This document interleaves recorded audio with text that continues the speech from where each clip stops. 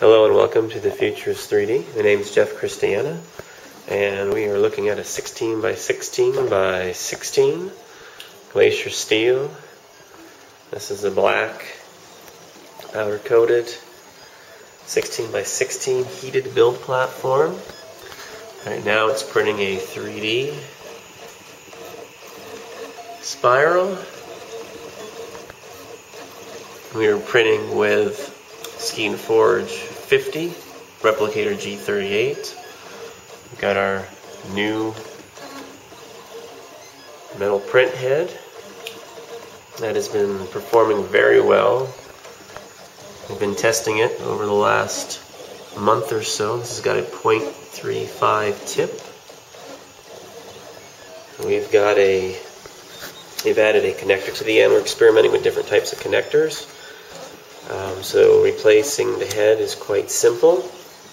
In order to remove the tip, there is two screws under here that you would unscrew. This bottom would fall out. The whole shaft comes out with it, and you can buy a replacement or different size, 0.015 all the way up to 1 millimeter. And those are available on the website. And you just slap it in, you put the two screws back in, and then you're off and printing. The size of each one of these are exactly the same, so you should not have to recalibrate your print bed. We're using our Mix 6 plate, extremely flat, milled on both sides with Kapton tape. We've got our 2000 degree Fahrenheit insulation, and then our special heat pad that can reach temperatures up to 150 Celsius. We're now using 12 millimeter bars for the heated build platform for the strength, added support. We've still got our LCD, which is working great. We've upgraded the firmware to Marlin Release Candidate 3 as of a week ago since time of this recording. We've added long file name support. So now when you go through and you want to select your print, you have a complete readout instead of only partial. So the Marlin community has done a great job in updating that firmware and getting us out all kinds of enhancements, improvements. You can also go in here and pause your print job now. Stop your print job. You can do some fine controls on the temperature if you want to change your nozzle temp. Right now it's running at 210 Celsius. You can press the enter and dial up whatever you want. You can also go down to your bed, change it on the fly as it's printing. And you can see a lot of this walkthrough with our LCD videos that we have out on the website. But time of print, and you can also turn the dial, of course, and increase the speed. I'm not really a fan of increasing the speed on the fly. I mean, you can do that, but I would much rather have a profile built with the speeds after you've done testing, so you're every time 100% your job's going to come out the same. And increasing the speed, it saves a little bit of time, but puts more stress on the print head. But with this design, you should be able to go pretty fast. We just haven't had a chance to really put this to the limits of what this printer can do.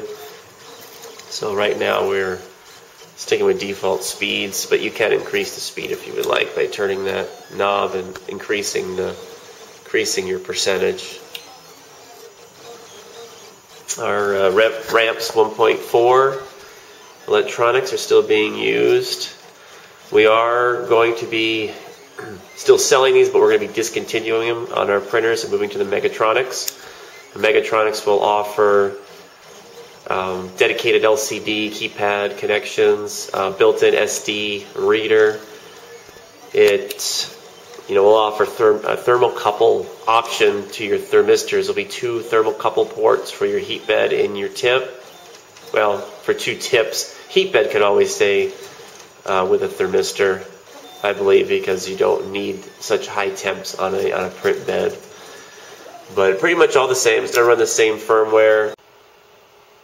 For the Mechatronics board, you can go into the Arduino compiler and select 70 for the Mechatronics. So the ramps 1.4 and the Mechatronics board will use the same firmware with one slight change with the pin configurations.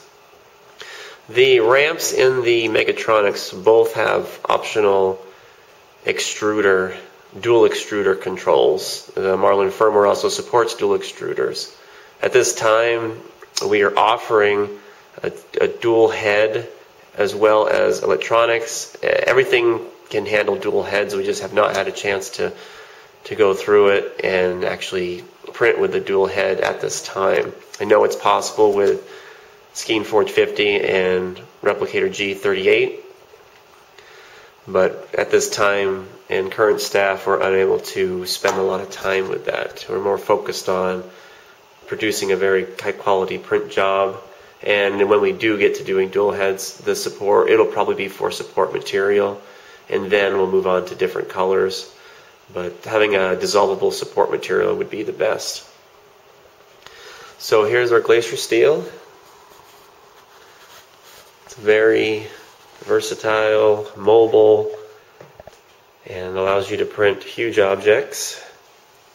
1616 by 16 plus, and of course our Glacier Peak model will go up to 21 inches in build height, so 1616 by 21. So this is the Future 3D. We'll keep watching and watching for those updates and new enhancements, features, and major breakthroughs. We will talk to you later.